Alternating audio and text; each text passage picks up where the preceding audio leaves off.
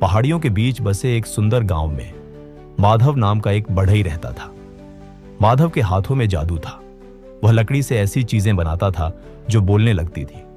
लेकिन उसकी सबसे बड़ी खूबी और सबसे बड़ी कमजोरी उसका हां कहना था। माधव को लगता था कि अगर वह किसी को मना करेगा तो संबंध खराब हो जाएंगे। गांव में अगर किसी का दरवाजा चरमराता तो माधव हाजिर, किसी का हल टूटता तो माधव हाजिर। वह अपना काम छोड़कर अपनी दुकान बंद करके दूसरों के काम करने चला जाता। लोग उसे पैसे देने की भी जहमत नहीं उठाते थे, बस एक शुक्रिया कहते और चल देते। माधव इसी में खुश हो लेता। लेकिन माधव का अपना घर बिखर रहा था। उसकी अपनी कार्यशाला की छत टपक रही थी। उसके बच्चे फटे जूतों में स्कूल जाते थे क्योंकि माधव अपने ग्राहकों का काम पूरा करने के बजाय मुफ्त की समाज सेवा में लगा रहता था। एक दिन गांव के जमींदार ने माधव को बुलाया। माधव, मेरी बेटी की शादी है। मुझे 10 दिन के अंदर एक भव्य लकड़ी का झूला चाहिए। यह काम सबसे जरूरी है। माधव ने विनम्रता से सिर झुकाया। जी मालिक, हो जाएगा।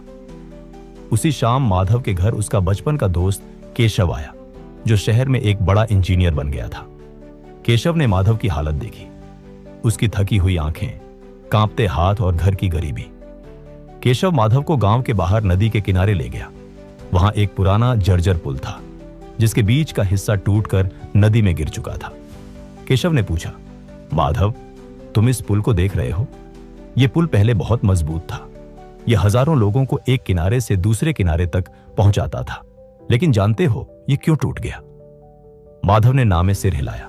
केशव ने कहा, क्योंकि इस पुल ने कभी यह नहीं कहा कि बस अब और भार नहीं। इसने अपनी क्षमता से ज्यादा वजन उठाया। हर गुजरने वाली गाड़ी को हां कहा, चाहे वह कितनी भी भारी क्यों ना हो। नतीजा यह हुआ कि अब यह खुद टूट गया है और अब यह किसी के भी काम नहीं आ सकता। न खुद खड़ा रह पाया, न दूसरों को पार लगा पाया। केशव ने माधव के कंधे पर हाथ रखा।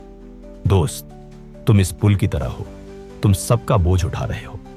जिस दिन तुम टूट जाओगे, चाहे बीमारी से या गरीबी से, उस दिन तुम अपने परिवार के लिए भी कुछ नहीं कर पाओगे और गांव वालों के लिए भी नहीं। एक मजबूत ना एक कमजोर हां से लाख गुना बेहतर होती है। माधव को लगा जैसे किसी ने उसे नींद से जगा दिया हो। उसे जमींदार का झूला याद आया। उसे अपने बच्चों के फटे जूते याद आए। अगली सुबह जब पड़ोसी रामू अपनी टूटी चारपाई लेकर आया और बोला, माधव भाई, जरा इसे ठीक कर दो।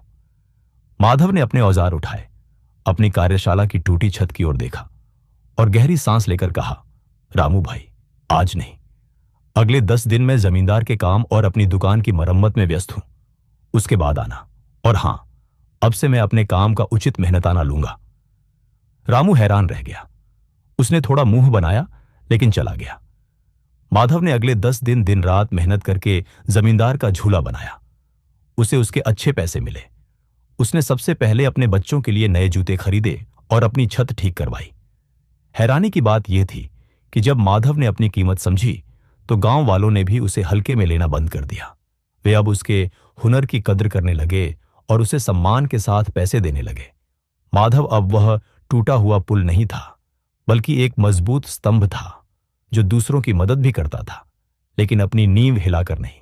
दोस्तों, दुनिया उसी की कद्र करती है जो अपनी कद्र खुद करता है। अपनी सीमाओं को तय करना स्वार्थ नहीं है, यह आत्मरक्षा है। याद रखें, आप दूसरों को सहारा तभी दे सकते हैं जब आप खुद मजबूती से खड़े हों।